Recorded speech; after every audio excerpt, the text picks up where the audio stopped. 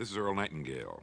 In this recording, the magic word is the first of 12 you'll receive in this series titled, How You Can Lead the Field in the Modern World. Before we start, I'd like you to know that I'm not going to try to tell you how to live your life. That's none of my business, nor is it anybody else's business. That's your business. Nor is this Lead the Field program a collection of pleasantries, platitudes, or Pollyanna. It is a summation of more than 20 years of research on one subject, and that is, why do some people do so well in life, while so many more do not? And the first thing let's talk about is the magic word. The experts call it the most important word as far as the results we get from life are concerned in this or any other language, and that word is attitude. It is our attitude toward life which will determine life's attitude toward us. Let's face the fact honestly that we shape our own lives, and the shapes of them will be determined by our attitudes. A person with a poor attitude toward learning, for example, isn't going to learn much until he changes his attitude. If we take the attitude that we cannot do something, we generally will not do it. An attitude of failure, and we're whipped before we start. So we know then that what we receive from life, what we accomplish or fail to accomplish, is due in large measure to our overall attitude.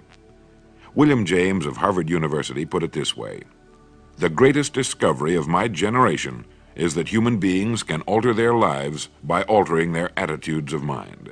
And isn't it wonderful that we have this measure of control? Before we start talking about our attitude toward the world, let's talk about our attitude toward ourselves, since it is the attitude we take toward ourselves which determines our attitude toward the world. Now, right here we come to a rather strange fact.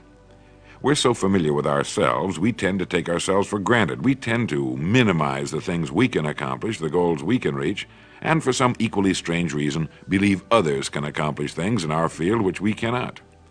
There are literally millions of human beings living narrow, darkened, frustrated lives, living defensively, simply because they take a defensive, doubtful attitude toward themselves, and as a result, toward life in general.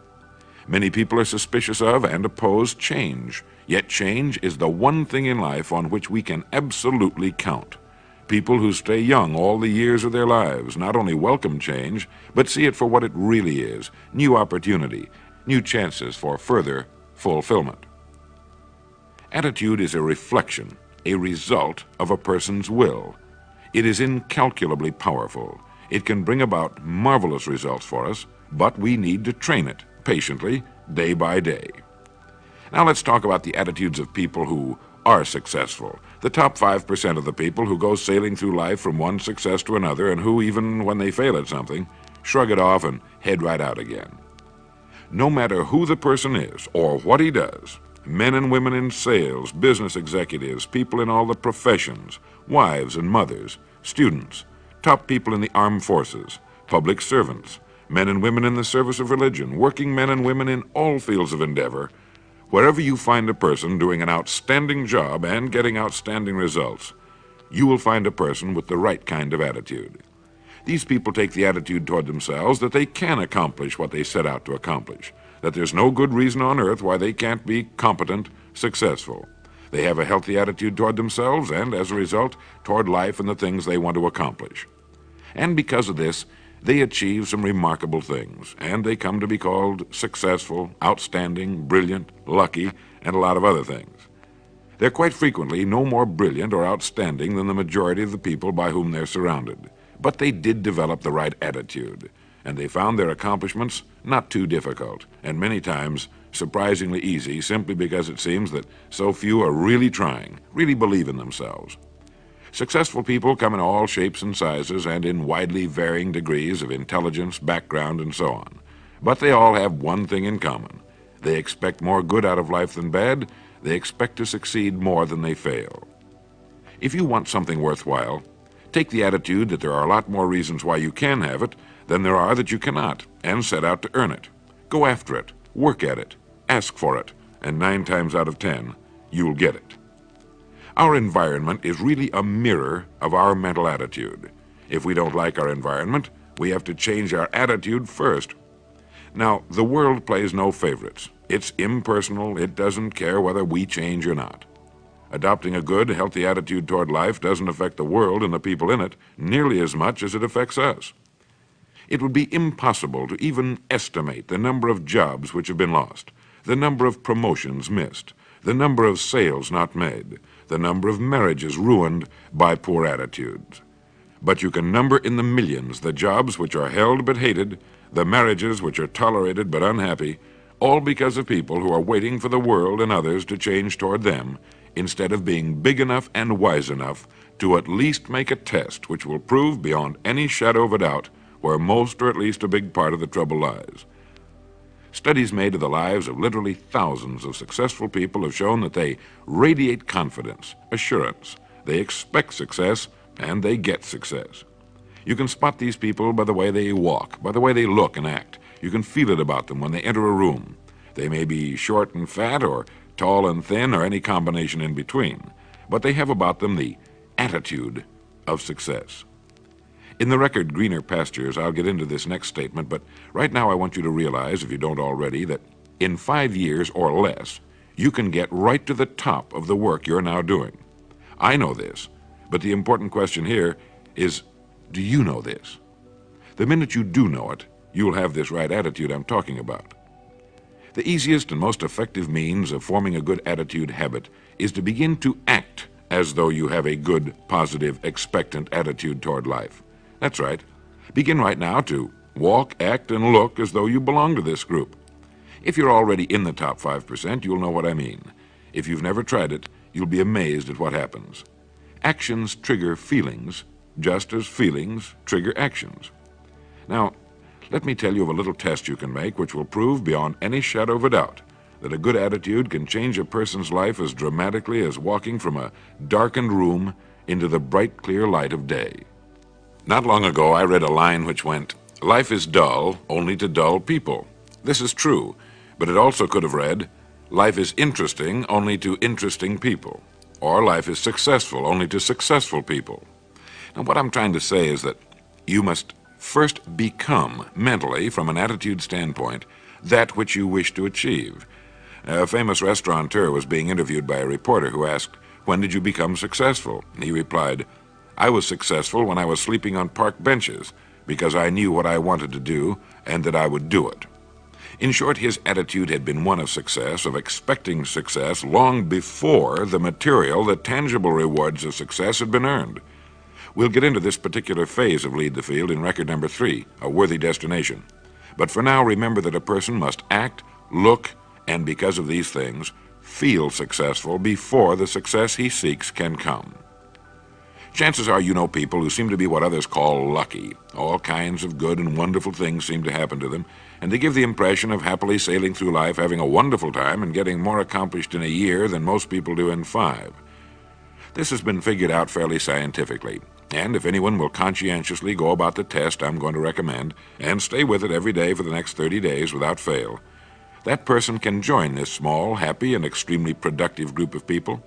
He'll find himself becoming lucky, as they say, and most of his problems will pretty well take care of themselves. Of this you can be sure. The results will be nothing short of amazing. Now, it makes no difference how good a person's attitude has been in the past. Anything can be improved upon, and it's the small refinements upon something already good that makes it great. So here's the test. For the next 30 days, act toward the world, everything and everyone with whom you come in contact, with the attitude which represents the kind of results you want to achieve. That is, if the result you want is more success in what you're doing, act as though you are already in possession of the success you seek. If you want others to treat you with admiration and respect, treat others with admiration and respect first. Have you ever stopped to think of this? Every human being on earth is the most important human being on earth as far as he or she is concerned. You may never get anyone to admit it, but it's a fact. So for the next 30 days, treat every person with whom you come in contact as the most important person on earth, remembering as you do so that as far as that person is concerned, he is. Now, the reason I say treat everyone in this fashion is mainly because this is the way human beings ought to treat each other, and because it will help you form a habit that will bring you amazing and delightful results for the rest of your life. Have you ever noticed that the higher you go in any organization of value, the nicer the people seem to become? You see, the bigger the person, the easier it is to talk to him, to get along with him, to do business with him. Do you know why? It's because he's got a good attitude, and people with the best attitudes just naturally gravitate toward the top. So for 30 days, act toward others and the world at large in exactly the same manner you want the world and others to act toward you. Treat your wife or husband as the person he or she really is, the most important person in your life, and the same with the children. Carry out into the world each morning for 30 days the kind of attitude you would have if you were the most successful human being on earth. And notice how it quickly develops into an habitual attitude. When a person does this, he should realize he has already placed himself on the road to what he seeks. He is right now in the top 5% of the people in this or any other country. He has prepared the ground and planted the seed. He has made of himself a magnet, an embodiment of that which he seeks. Before metal can be cast into a desired shape, the mold, the expectant receptacle, must first be fashioned. Before a building can be erected, the excavation must be made and the foundation laid. And before a person can achieve the kind of life he wants, he must become that kind of individual. He must think, act, talk, walk, and conduct himself in all of his affairs as would the person he wishes to become. He is then actually that person, and the things that person would have and do will naturally come to him. Almost immediately, a change will be noticed. Irritations that used to frustrate and annoy disappear. When some less informed individual gives you a bad time, stay on the track. When someone cuts in front of you with his car or acts in any other manner that shows his ignorance and lack of courtesy, don't permit yourself to drop to his level. Pity him, for that's what he really deserves. That's the very group a person doesn't want to belong to, and if he acts like them, well, let's face it, he belongs with them. There's nothing in the world that men, women, and children want and need more than the feeling that they're important, that they're needed and respected. They will give their love, their affection, their respect, and their business to the person who fills this need. So the magic word is attitude. And in summing up, a few points to keep in mind. 1. It is our attitude at the beginning of a task which, more than anything else, will affect its successful outcome. 2. It is our attitude toward life which determines life's attitude toward us. 3. We are interdependent. It is impossible to succeed without others, and it is our attitude toward others which will determine their attitude toward us. 4.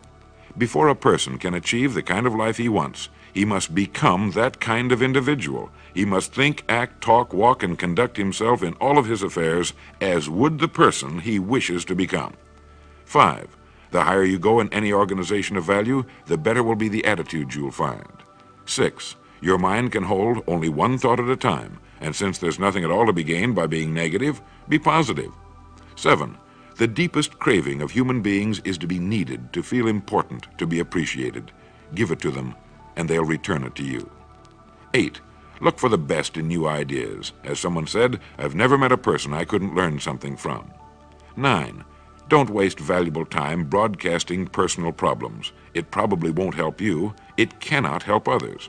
10. Don't talk about your health unless it's good. 11.